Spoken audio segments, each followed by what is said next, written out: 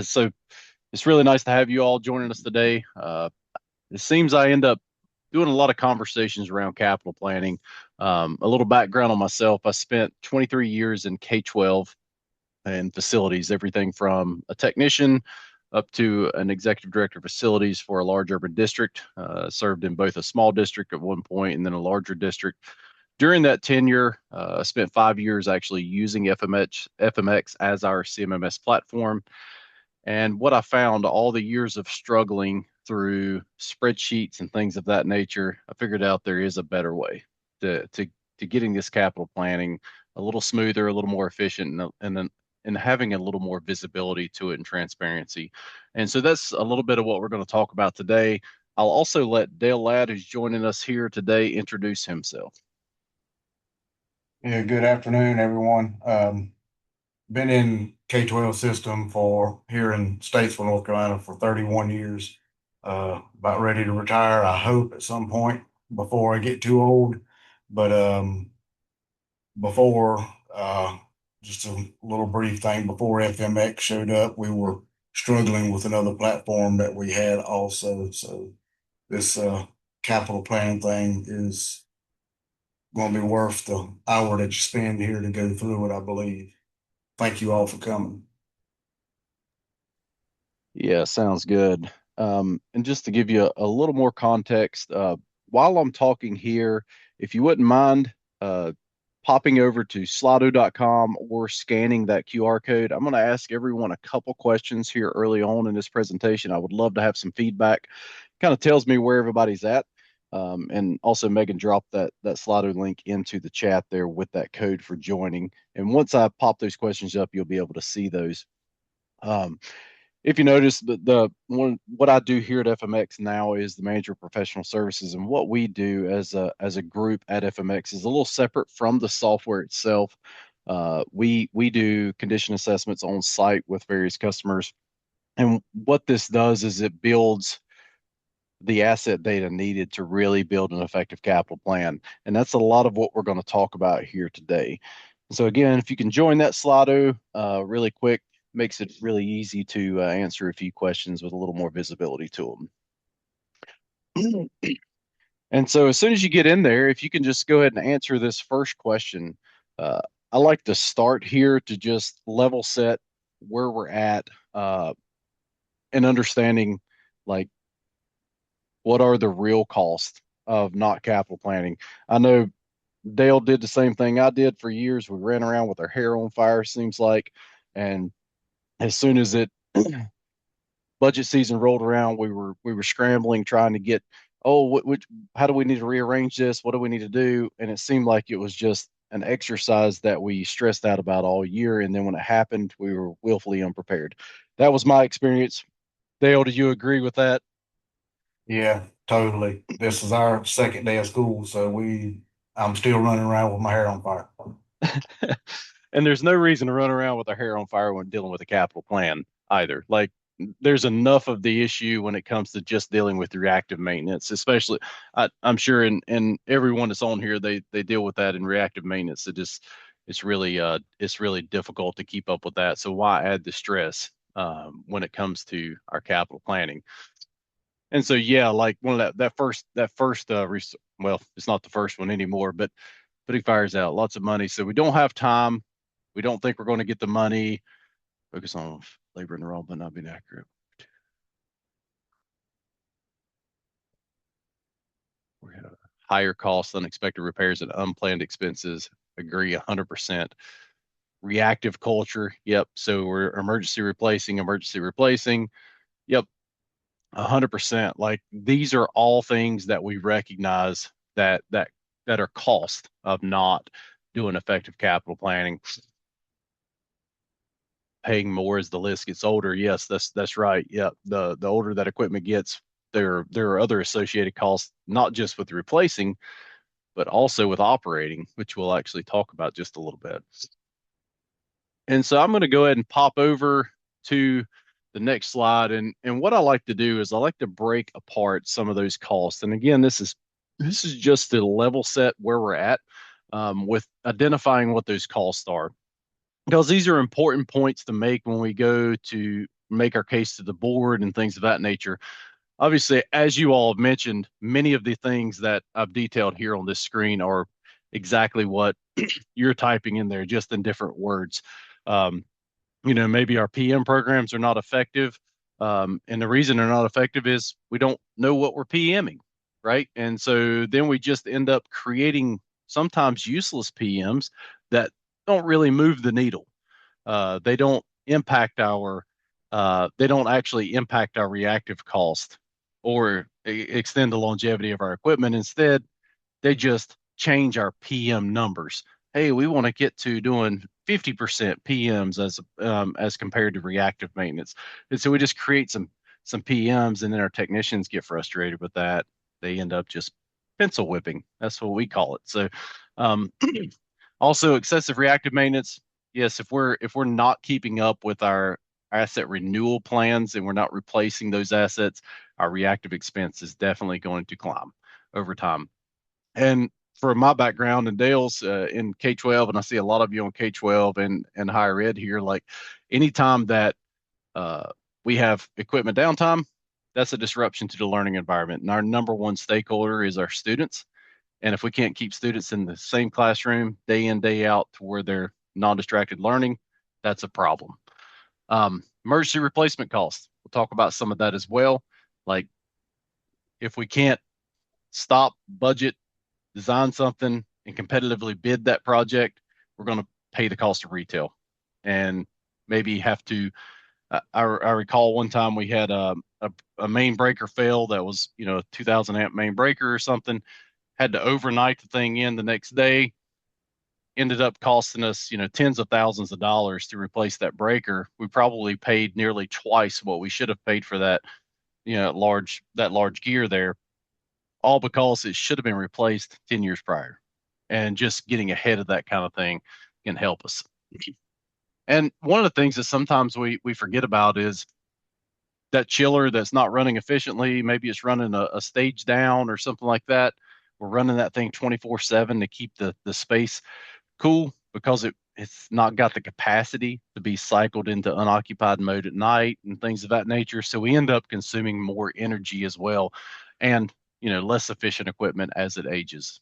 So those are some of those quantifiable costs, and I think for the most part, everybody really recognizes these. It's just a matter of now how do we move the needle and actually make that meaningful change from some of those.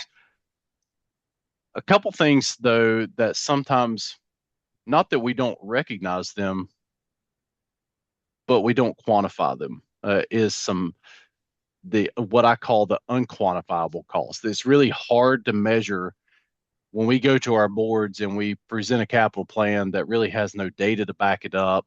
Um, we don't know the answers to the questions that are being asked, and we're kind of, as I like to say, flying by the seat of my pants. We lose credibility, we lose trust. And anytime we start losing trust from our leadership or our boards, we start getting questioned more. And when we get questioned more, we end up digging this hole. And so that is a huge thing that I faced during my career, that I struggled, and part of what we're going to talk about here today is how do we overcome that and come more prepared to our meetings. Another thing is that employee morale and frustration.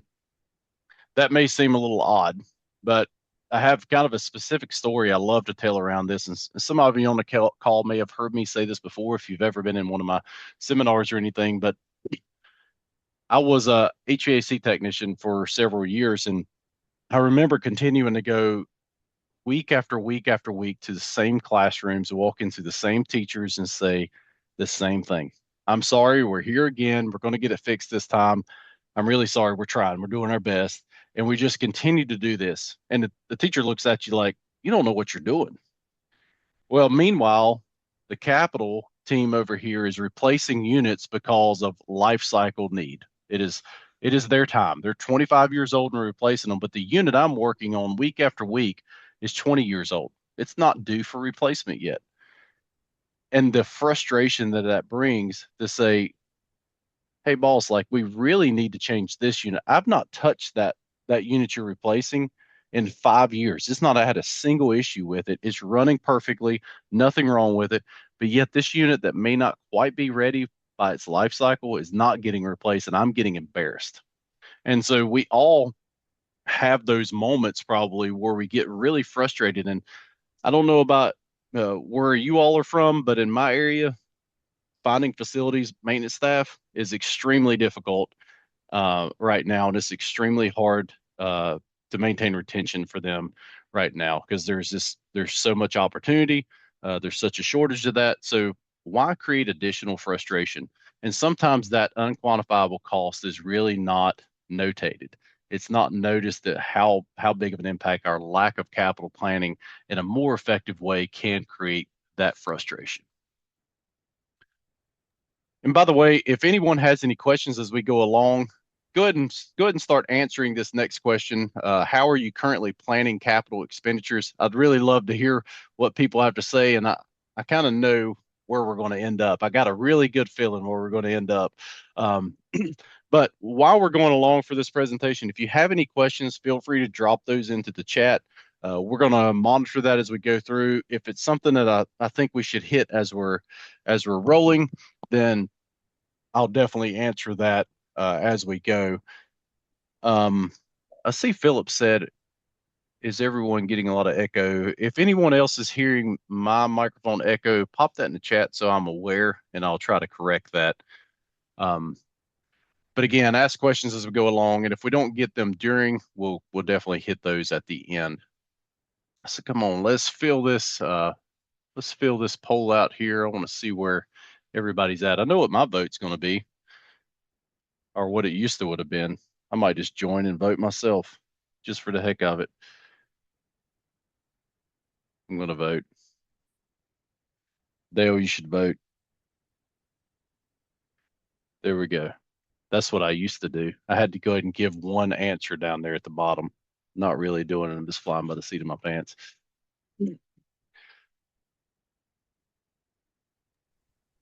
All right. So we got most people doing it in spreadsheets. That's what it seems like it's coming out to. Got a few with CMMS platform. Perfect, based on an FCA from 2020. Sounds good. And thank you all for the feedback on whether or not my mic was echoing there. I know that's quite annoying when that happens. So um I actually had a conversation just last week with a couple of people that I work with here at FMX, and we were talking about the spreadsheet thing, um, and how that became kind of overwhelming. I'm going to come back to that in just a minute, but let's remember that that's the primary the leader there is what most people are doing. Let's talk about first a couple barriers that we experience. So we know there are issues. Um, we know what the result of not effective capital planning are, but why, since we know there are issues, why do we not do it better? Um, and so one of those things is you all mentioned it actually in that first one, like we just run out of time. And it's like time and the tyranny of urgency. The Dale's talking about right before we got on this call about it's the second day of school. And I told him, I said, your office looks neater than mine ever did. And he said, he said, it's because I'm never in it. Yeah. So, right. So the day to day does really pull us. But really the goal is not more time. It's how do we create a solution that can be built upon and have other inputs besides just Dale, right? Or just you on the call, doing this whole capital planning. A lack of an asset inventory, that is a huge barrier that I see. Dale may actually speak to that a little as we go along. Um, but like, how do we get that data? How do we know every single air conditioning unit that we have, every water heater, every boiler, every chiller, every cooling tower, every panel, all of those things? Well, I'm going to tell you a story in a minute about how we have to break that down, because as you all know, can't eat an elephant all at one time, one bite at a time. How do I get started? We got to focus on the critical things. What is eating up the majority of our time? What is costing us the most significant amount of money? Think about a mechanical room, a huge amount of assets that are sitting right there in one place. We can focus on dealing with some of those things. Lack of the right tools, static spreadsheets. So you all have talked about spreadsheets. one of the big issues that I always experienced with spreadsheets are unless I was physically manipulating that data, it was static. And it was really no different than the notebook sitting on the shelf behind Dale there that never gets pulled down. Instead, we need something that is fluid and something that transforms the data really into a living, breathing document. That's what I like to see. I told someone just last week about spreadsheets here at the company. I said, I feel like my days of being like a master spreadsheet manipulator, like I think I'm out. Like there's a better way nowadays, I think. Are effective though. There's still some things that we can do there for sure. And so what I want to do today is really just walk through a 5-step process to capital planning success. Obviously, this is not the perfect solution for every single organization or person. It's just a framework of how can we get there and maybe be more effective. And we'll walk through that inventory and assessment, organizing that data, prioritizing, making that case, and then automating and maintaining. And I think that last one, a lot of times, is what we forget. So, step one, as I mentioned, let's go through, let's define those critical assets. If we think about our chiller or our boiler, if those go down, our chiller goes down in August here in North Carolina in a K-12 school, the school is closed because it's 95 degrees. That's a critical asset in my opinion. That that MDP for the entire building, main distribution panel, that 2000 amp main breaker, it goes down. That's a big deal, right? Critical assets. And then we need to collect some basic information, estimate those replacement costs, or we can do that inside, or we can do that through hiring a contractor. I saw somebody popped up in the chat there talking about they did an FCA. That's one of the things that my team does as well to help organizations do that. And one of the reasons is I'm going to flip to this next slide. It's the depiction here. I'm going to tell you a story that is, and it's going to make sense of why I have all this on this slide. There was a time when I was told, "Hey, I need you to cut, $1.5 million out of your capital plan for next year." And I was using spreadsheets at the time. I didn't have perfect asset data. I just had generalizations, mechanical system here or electrical system here or roof here, no consistency across my buildings. And when I started really working on that, I was staring down at 20,000 lines on a spreadsheet and trying to pivot table that out, missing components, missing data here and there, not really trusting it. And I sit there staring at the ceiling like what am I supposed to, I don't know what I'm supposed to do. And it finally hit me. I had that big chart paper in my office it's like a huge sticky note, right? And I just started ripping pieces off and sticking them on the wall. And I wrote at the top of those all the disciplines of building a building: architectural, civil, electrical, plumbing, mechanical, structural, life safety, kitchens, and a couple others. And I just went around the room and I wrote that. And then I started going back around the room, writing what belongs in each one of these categories. And, this list is not everything. I just put a few things here for the sake of it. But I started going down the list and writing those things down. And this went on for a couple weeks of me just going back, you know what? I didn't put this on there, or I missed this, or I missed that. Um, and then I started going back around the room and putting asterisks down. It was like chiller. That's really important. And it's easy to get the data. Boilers, you know, things like that, like my MDPs, my generators, things of that nature that were really easy to go grab. And so I started identifying, hey, we can start small here and we can get this thing done and we can get the majority of our plan knocked out or at least get the asset data for it. And so that was the approach I took initially. We ended up finalizing into more of a full comprehensive asset inventory through an FCA. But just know that even if you can't do an FCA, there's an ability also to just really look at the critical assets because if we don't have that asset data to start with, it's going to be really hard to build an effective capital plan. And so, Dale, I want to lean on you here just a little bit to give a little color. Tell me your story, about not having asset data. I know you experienced that at one point in your career where you really didn't have that asset data, and now you do. How does that impact you?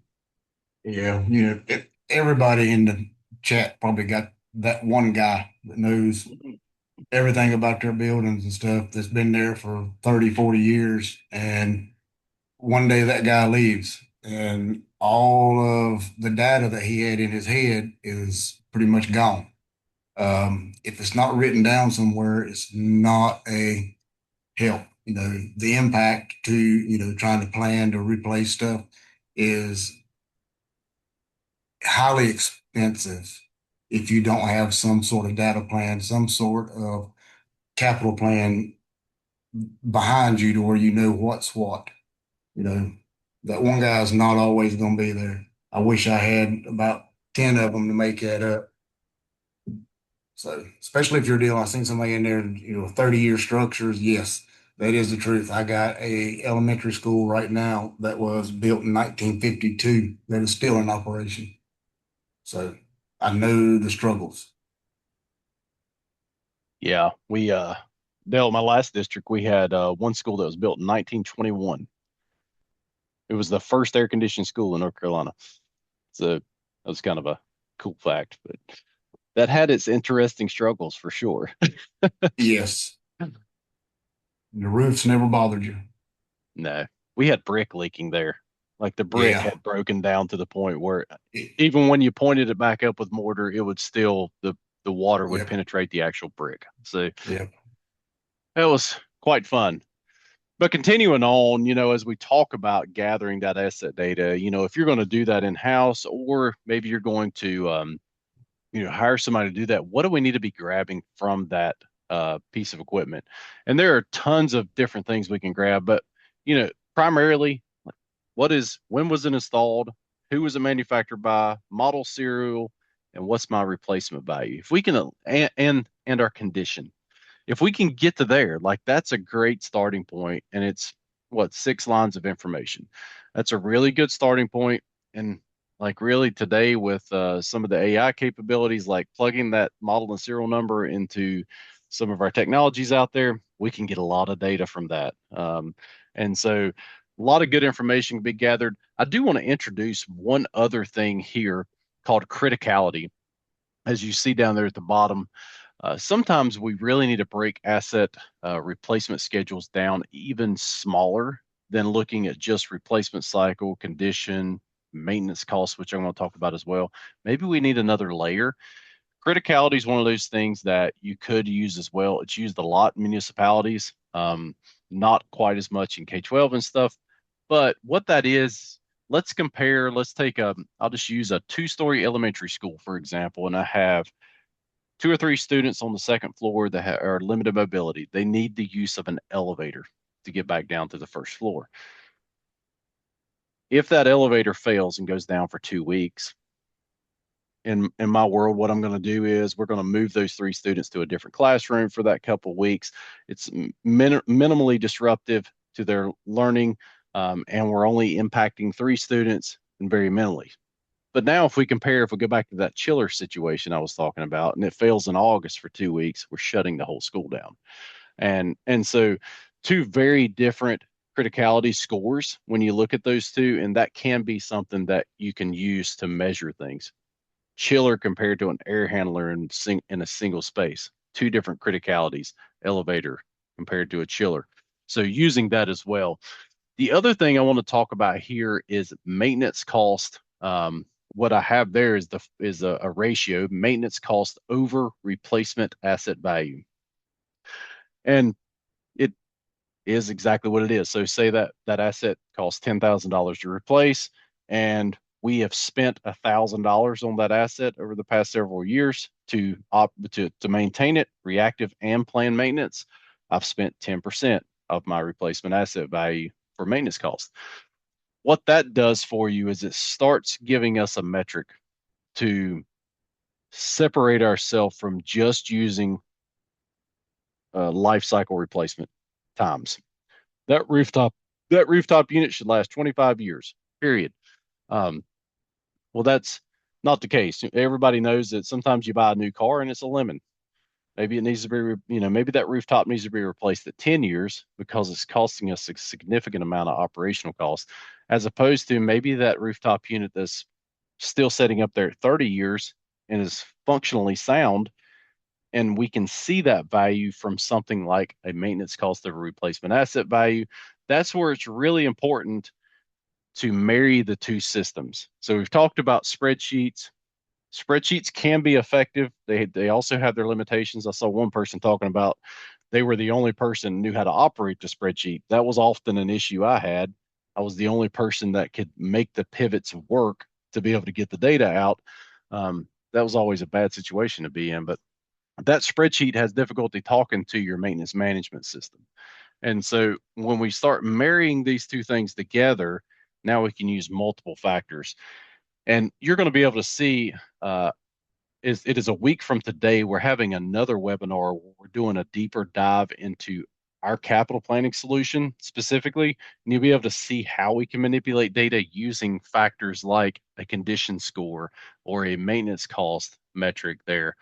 You can actually see how that's used.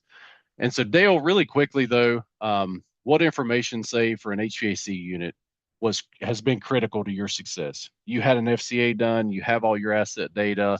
Have you added things to it? Like what things are really handy for you? Yeah, whenever we get a work order for, say, a unit down or whatever, we can automatically pull up that information on that unit as far as model number, serial number. So the guys pretty much have an idea of what they're looking at whenever they start that direction. But back to what you'd said earlier, if you're working on the same unit, every summer before school starts to fix something on it, that information is needed. So you can put that into your equipment side and it will calculate on the capital forecast as to it may not be due to be replaced for another 10 years, but if you're using it every summer and rebuilding something on it, it's about time for it to go. And you can see that on this system. Got There's, you. it's helped us a ton on stuff like that. If you've got the model and the serial number and the name of the unit, that information is very vital. I don't know how many times over my career I got all the way back to the office to order a motor or something like that and forgot to get the model and serial number. Like having that asset data in the system now, I don't have to go set that 28-foot ladder back up. I have it right there at the office. So That's this, it. With that QR code on the side of that unit, you can scan that QR code and it will pull up every piece of information on it, including the work orders that's been processed to that. So um, you can see that, maybe this same guy hadn't been out there, but whoever goes out there, if they scan that code, they can see it. They can see what's on there. They can see what's been done. yeah, and just as a teaser, I talked about AI just a little bit. That's some of the stuff that you're seeing here on the screen by simply doing some text recognition and some lookups with some AI technology. We're able to find some of that information. It's a little teaser into the FMX system on how we can use that. It's called our smart capture system. Yeah, we didn't have that. Yeah, you got it now though. Yeah. uh, so continuing on, let's move into step two. And that's where we start talking about data organization. And again, you'll get to see a little bit of this in the FMX platform next week during that demonstration of it. But I hazard to guess that probably everyone on this call at some point in their career has done something like I have, gone out and replaced the rooftop unit on a building with a membrane roof, and then a year later replaced the roof on that same building and had to bring a crane back out to pick that rooftop unit up so they could lay the roof underneath it and then set the unit back down. Or they've replaced 5 units of this building, and then 2 years later, they replace 5 more. And we know that when we start looking at projects and grouping these things and saying, I need to see into the future, I need to see it really clearly. I need to see all the projects for this building that are HVAC. And then we can start saying, oh, I have 3 different projects for this building and they're only 3 years apart. Is there an economy of scale there to putting those together in one project and maybe getting some cost advantages during the bid? Same thing goes for like repeated work when I talk about having to lift that RTU right back up and put a roof in, and if we would have just done those 2 projects at the same time or in a different order, we could have saved ourselves a lot of money. And so being able to organize that data by trade, by building, by priority and condition, being able to see when I need to cut $1.5 million, I need to be able to go and have a starting point to say, I need to look at all of my assets that are in critical condition. Those are priority. I have to do those. But maybe the ones that are in excellent condition, when I can filter for that and look at those specifically and say, you know what, this one right here may not still be in excellent condition because I'm starting to build some maintenance cost on it, but the rest of these are, and just being able to defer that immediately and justify that deferment, right?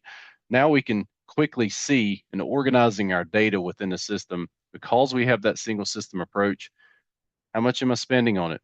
Am I spending a lot? Is it outside of the standard for this asset type? Justifying those decisions are a perfect opportunity. Make informed PM decisions. If we're seeing trending operational costs going up, it's a good justification for changing what our PM program is doing. I spoke earlier about saying our PM program's moving the needle. The only way we're going to know that is if we have our asset data and we can organize it. Um, and so, like I said down here, I've kind of beat that dead horse, but spreadsheets can be difficult, overwhelming, and inconsistent. Being able to see this in a graphical interface, and back to the chat where we're talking about, I'm the only one that can operate the spreadsheet. It should not be in that situation. If we are, we're kind of setting ourselves up for never being able to take a vacation. So that's not a place anybody wants to be in.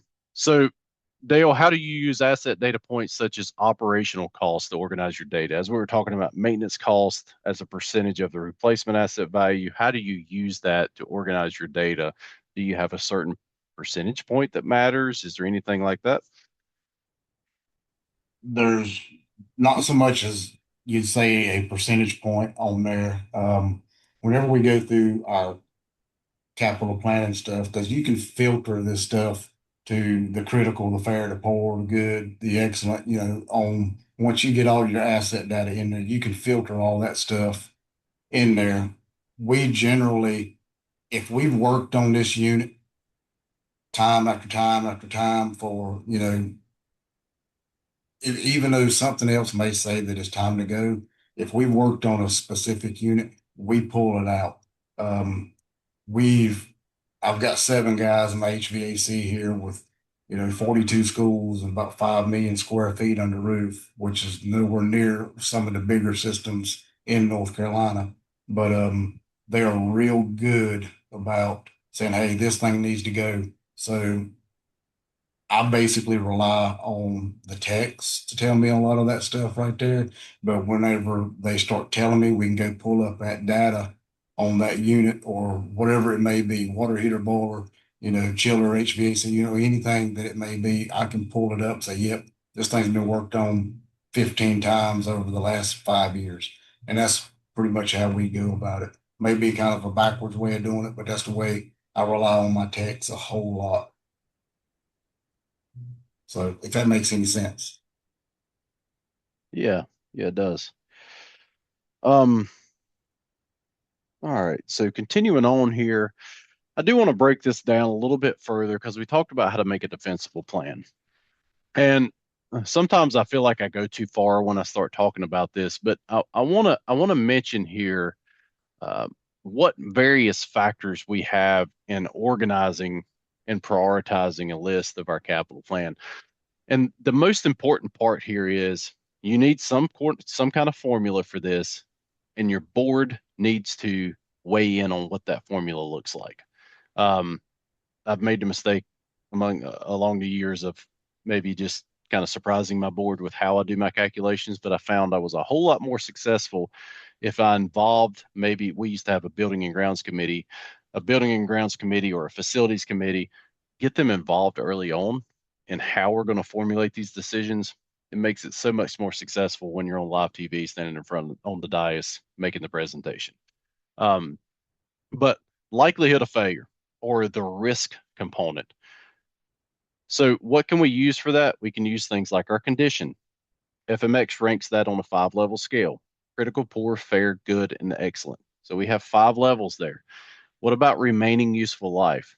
If you think about a rooftop unit, we can break that into 5 different segments of its life because it's a 25-year component. The first 5 years is early, next 5 years, maybe that's going into good, right? And then you go to the 10 to 15 years, that's fair, and we continue on, right? And when it's in that last fair or that last 5 years, it's more of a critical remaining useful life. And so those are two things that are risk. That is my likelihood of failure. As we go forward, what is our cost of failure? That's another risk component. That's the criticality that I mentioned earlier. Some districts and organizations use a factor like criticality, some do not. But if you do, put it into a scoreable metric, a 1 to 5, something of that nature. And what you can do with those things is you can start building a calculation or an equation for how you're going to create your prioritized plan. The other factor, and again, that comes to that single system approach, being able to have our maintenance cost coming right into our capital plan, that is a cost component. And so when we're talking to our boards, we have two distinct pieces of this. We have the risk, which is the likelihood of failure and or the cost of failure, the impact to our stakeholders, our students in my situation. And then we have the cost. The more we spend on asset renewals, the less we're going to spend on operational needs, and vice versa. If we spend, less on our asset renewal, we're going to spend more on our operational costs. Reactive maintenance is what I'm speaking of. And so that is that cost component. You may have a board that wants to weight the risk versus the cost. A lot of them are more concerned about the cost. A lot are more concerned about risk. That's where I talk about. I'm not going to lay out a formula for you here today, but um, you, I'm going to answer that question right now. Give me just a second. Have your board involved in knowing what these factors are if you want to include them. If you need to get more granular than just using the condition and the life cycle and the maintenance cost, they need to be involved in that decision-making progress or process. Um, so also, oh yeah, I forgot about this example here. Like, when we talk about the risk or the criticality or things like that, like since 2020, you order a main breaker or a chiller or something like that, it may be over 12 months before it arrives. So that strongly impacts that decision making process there. When we talk about the risk of failure there and the criticality, if that main breaker fail or that chiller fails and you have to wait a year for that to come in, and now you're going to have to put in a portable chiller, or who knows what you're going to have to do when the main breaker fails, that even escalates that criticality even higher because now we're talking about displacing people for a significant amount of time. One of the things I saw a question pop up, and I can answer that really quickly. Will quarterly HVAC maintenance PM costs be divided for each unit? Yeah. So when it comes to maintenance cost, the way the PM system works in FMX is if that PM is tied to multiple pieces of equipment, the assets in our system, it will divide the cost of that PM equally across every piece of equipment that the PM is attached to. So, for example, if you did a PM to replace filters in an entire building, and you attached, all 56 air handling units to it, it would divide the cost of all those filters and the labor time across all of those assets.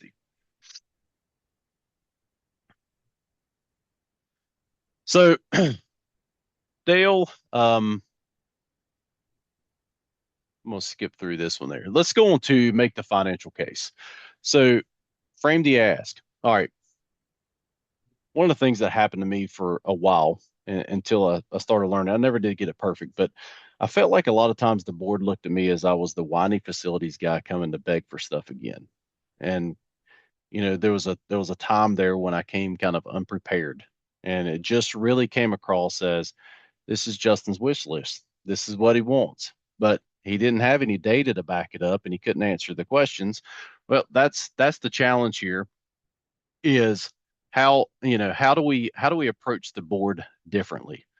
How do we go to them and say, this is an itemized list and this is the justification? That's what I was talking about back at the previous step. How are we justifying those decisions? We have condition scores, we have the impact score, we have the maintenance cost over time. Those are all factors that should be contributing to this. And now it's not Justin's opinion, it's the fact, it's the data that stands behind it. And we can't argue with the fact. I always tried to approach my boards in a manner to where they were not making an operational decision. They were making simply a fiscal decision. Here's the data. Here's why we should do this. You can't argue with the fact. It's all right here in black and white. You make the decision, can we afford it or not? And I was sure to make sure that when they walked away from that, they knew the cost of doing nothing and they knew the cost of doing something. And it was two very clear metrics that they were making a fiscal decision around. When we don't bring the data to them, they start making operational decisions. And everybody knows when we allow our boards to start digging into the operational decision making, we get ourselves in trouble a lot of times. It leads to a lot of stress. It leads to a lot of questions that should never have to be asked. Um, Introduce the funding gap. I've already spoke about that. I was talking about, the more you spend on asset replacements, the less you spend on operation costs, and vice versa. Um, but one of the really important things that I think we should always do is approach uh, every single meeting, presentation, any of those things, not only with the data, but also ground it in the strategic mission of your district, your goals of your district or your organization. For me in K-12, student health and performance, we want to get graduation rates up, right? Well, the more I can keep a student in the same classroom where they're comfortable and teachers not distracted, students aren't distracted, there's not extra noises, all of these things are not going on, that should impact graduation rates. I'm maintaining my employees at my HVAC and electrical team because they're not frustrated because I'm not replacing the wrong equipment. It goes on and on. Like that's how we need to pull that back and ground that um, in that strategic mission or goals or things of that nature. Focus on our primary stakeholders, whoever they are in your organization. So, Dale, can you speak just briefly about how you approach your boards and how you make that financial case? Yeah, we actually, our board is very, very data driven. We've got like three teachers on there, one professor for college on there. They are very data driven. So we done the facilities assessment and we done all of the stuff in FMX. We actually give them access to pull this information up, and they spent weeks going over this stuff and looking at equipment and looking at different aspects of what needs to be replaced. That was the best decision we had made. They were actually able to go in, look at it, see what they needed to do. It eliminated a lot of me standing up there answering a bunch of questions that they had no information on whatsoever. I could have given them spreadsheets and I could have given them all kinds of stuff, but giving them the access to it, to where they could see it, that helped us a whole lot. And then, we're able to replace, I've got one chiller going in right now, 180 some $1,000 for it. But, we done two over the summer and I got one more going on. So they seen the need through all of that data. Um, you give them the information they need. Old man told me one time before, less is more. So once they seen that, they understood it better than somebody just standing there telling them what they needed to do. Right. Yeah, I found that around 2019 or so, the my opinion was no longer enough for the boards we were speaking to. Like it just there was just a shift happened around that time, and really had to start coming approaching those with more data, which was honestly it's fantastic. Like it's more efficient. I'm glad we're there. Like and I've grown to really enjoy managing assets like this. I do want to hit this really quickly. This is just an example of a matrix. I think it's always important, whatever formulas, whatever decision-making criteria we make, we always need to have written, justifiable, repeatable, trainable, and consistent approaches to this. just because you score something like this for, probability versus impact, just as an example of one of the things, doesn't mean one of your peers is going to score that exactly the same. And it doesn't mean the board's going to understand your scoring metric. So if there's some kind of, if we're going out and we're measuring the the condition of an asset, what is the matrix of how we're doing that? I'm not saying you have to carry that around with you when you do that, but it should be written. That way, when the next person's going to go out and do it, we can teach them how to do it and do that consistently, just like we did. Um, and so, just as an example here, probability versus impact, make sure that you write these things down and make sure that you share them and make sure that it's able to be, really transparent on how you're approaching this. Show this to your boards. So continuing on, we make the financial case. How do we keep it rolling? And that's one of the biggest struggles I see is we want to make our capital plan and our budget. We want to present that. We get slapped in the face with about half of what we asked for, and then we throw it to the side and we go back to our day to day. And 10 months later, we start scrambling again. That is not the best approach. We all know that. How can we do that better? Well, I've talked about it numerous times. Integrate our data systems. If our maintenance technicians are out there touching a piece of equipment, they can be applying information to your capital plan all year long. All they have to do is attach that asset to the work order if we're using a single system approach. If we're using disparate systems, spreadsheet over here, capital planning software over here, whatever we're doing, maintenance system, plan maintenance system, if they're not all working together, that becomes really difficult to do. Formalize the annual review, and I'll also say formalize the quarterly review. If we are and I think I say that a little later here, continue with routine transparent updates to leadership. We shouldn't be doing this once a year. We should be saying this is the progress of the projects that we have awarded. This is where they're coming in as far as budget goes. This is where I'm leaning toward next year. This has been the impact of what we've done as far as our operational costs. These are how our maintenance costs are going. This is how we've cleaned up our PM programs. I could go on and on and on, but we should have that routine update. If it's a once a year thing that we come before our boards and we present our capital plan, they're not going to trust us. But if we come to them regularly, quarterly, whatever that may be, um, you start building that rapport, building trust. We're building up, showing them, hey, I'm putting the data here, I'm tracking these KPIs, I'm doing all those things. Those things all set you up for success when it comes to the actual ask. And then that annual review cycle, it's what who are the people at the table that are looking at the data, plugging that into your formula and saying, this is my prioritized list. That should be formalized, that should be written, that should be a process. Um, and then add retire equipment as necessary to keep the plan relevant. If we are if we get an asset inventory and then we go replace a bunch of assets and we never retire those out of our system, and we never add the new assets, it's immediately null and void. It's not accurate anymore. That has to be part of our capital planning team's role. You do the project. Step two is you retire and add the new assets. It has to be part of the closeout of that project. We have to make that, we have to automate and maintain, or else we're going to be doing an asset inventory every year, try to keep up. There's no point in that. We could, we can renew this periodically and just maintain it. So Dale, quickly here, we're about to run out of time, but what is one of the biggest impacts you've seen from this shift? What was your hardest follow through?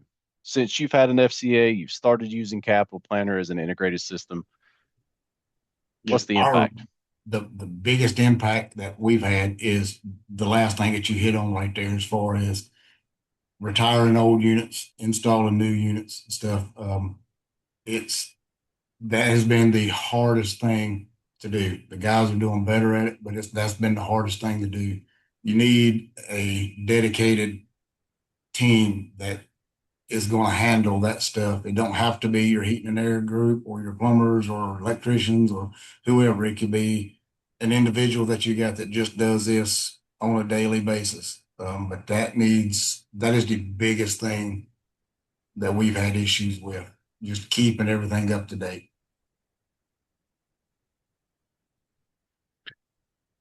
All right. So concluding this, wrapping this all back together, and we're going to leave a little bit of time here for questions.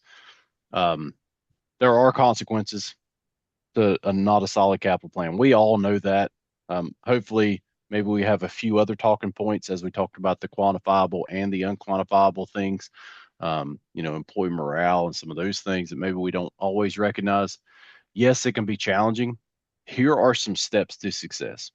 We need to inventory first. If we don't know what we're maintaining, it's really hard to maintain. Um, we need to organize that data. How are we going to organize it? How are we going to organize our assets and maybe be more efficient with our planning?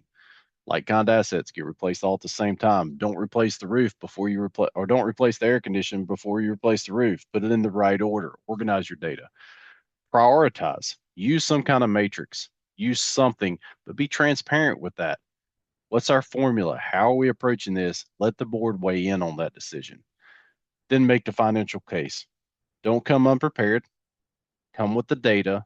Make it clear that this is a fiscal decision. Here's the cost of doing nothing, and here's the cost of doing something. We have that information in front of the board. And then don't sit on it. This is an all year process, not a once a year thing. Automate and maintain. And honestly, in my opinion, the only way to do that single system approach. Um, and you know, everybody's short of funding these days. It's very. I know in the K-12 sector, it's extremely difficult right now with funding. Where I'm at here in North Carolina, where Dale's at, and but at the end of the day, if we want more funding, we're going to have to justify it, and we can't justify it without data. It's just not going to happen. But then the funding we do get, we need to be doing it, using it, being the best stewards of those dollars as we can, not replacing and redoing the same project that we could have combined and got, made our dollar stretch. So Dale, I'll just let you kind of close this with, or give a closing thought here before I review just a couple housekeeping things at the end. What do you want our attendees to walk away with here today? You're muted, Dale. Sorry. If biggest thing I would say is if you've got somebody in house that can do your assessment, that's great. If not, you know, spend the time, the money to get the assessment done, and then make sure that somebody stays on top of it to where you don't fall behind on tracking all of your new equipment, retired equipment. That'd be the biggest thing. I think that would fall on my ears that would ring out to somebody. Gotcha. Just a couple other little things here, and we'll pop into a couple questions. We do have on our website, we have this capital planning scorecard here. And if you'd like to maybe fill this out, it takes a few minutes. You scan that QR code there. We'll also send out this slide deck for everyone at the end. But you can scan that. It'll just kind of tell you where we feel like you are on your journey. And, you know, 3 years ago, I was probably foundational. Today, I may be developing. Like it is a long journey to make this really seamless, but everybody's got a spot there. So feel free to fill that out. We'll do some questions. And while we're doing those questions, I'll also share that you can connect with us. Our emails are in here. Also, we have several other experts at the company. Darren Porter, who I work for, is a previous operations leader, as well as Matt Pace, who you see displayed here. Matt Pace, Darren Porter, Brian Gregory is our CEO, mechanical engineer by trade. And then Brandy has been on our customer success team for years and years and years, worked with hundreds of districts um, across the country for a while now. I don't know why that says Erica Johnson, but that's okay. We'll fix that. Um, I know why it does. She's hosting the next one. She's doing the Capital Planner deep dive demo coming up next week. So feel free to sign up for that one. Erica's great. She used to be an operations leader as well. I may join as well just to sit in on that one. And then finally, if you would like, reach out, get a personalized demo with us. I'll be happy to walk you through the platform, how we do, our professional services, FCAs, how we can help you get that asset data, and then also show you how our capital planner works. Be happy to work with each and every one of you. I'll open it up for questions.